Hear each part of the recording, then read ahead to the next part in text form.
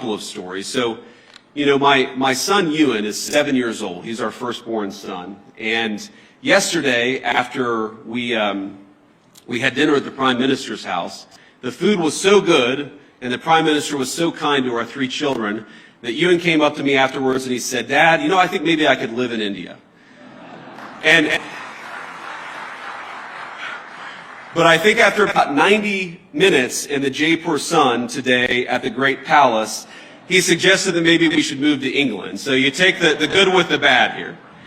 But I want to talk about Prime Minister Modi because I think he's a special person. I first met Prime Minister Modi at the AI Action Summit in February, and we had a lot of important discussions on AI and other policies to prepare for. The Prime Minister also managed to figure out that my son Vivek was actually turning 5 years old on the trip. This was in Paris just a couple of months ago. So think about this. Amid a huge international policy conference, he took the time to stop by where I was staying, wish our second son, Vivek, a happy birthday, and even bring him a gift. Ush and I were both genuinely touched by his graciousness, and we've been even more impressed by his warmth since we arrived in India. Now, it's interesting. Some of you may know that when you're a politician, your kids spend almost as much time in the limelight as you do, and the great things about kids is they are brutally honest. They're brutally honest with everybody, whether you want them to be or not.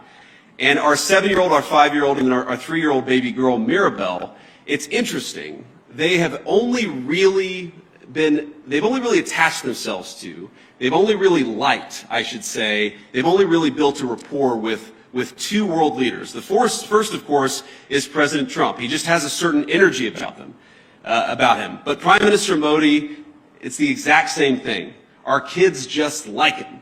And I think that because kids are such good, strong of characters, I just like Prime Minister Modi too. And I think it's a great foundation for the future of our relationship. I could tell when Prime Minister Modi came over a couple of months ago, and I believe today that he is a serious leader who has thought deeply about India's future prosperity and security, not just for the rest of his time in office, but over the next century. And I want to end by making a simple, overarching point. We are now officially 1/4 into the 21st century, 25 years in 75 years to go. And I really believe that the future of the 21st century is going to be determined by the strength of the United States-India partnership. I believe, thank you. I believe that if India and the United States work together successfully